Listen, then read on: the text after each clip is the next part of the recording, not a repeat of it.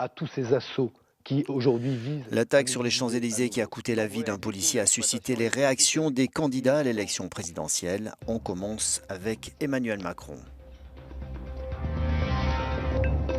Le défi moral qui est le nôtre aujourd'hui et pour les années à venir, c'est de ne pas nous diviser d'une part, mais c'est aussi de préparer notre avenir.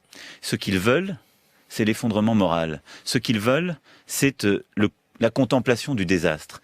Et je ne céderai en rien là-dessus. Ne jouons pas avec les peurs. Marine Le Pen a demandé quant à elle au président de la République, François Hollande, de fermer les frontières.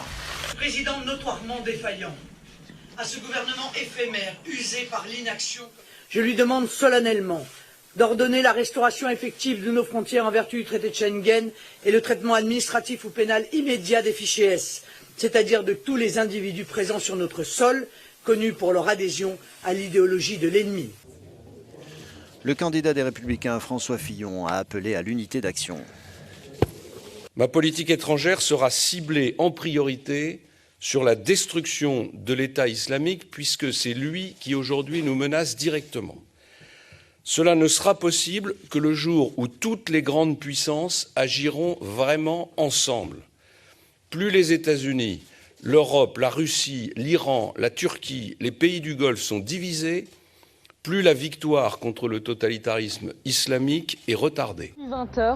Jean-Luc Mélenchon prône, lui, une résistance démocratique.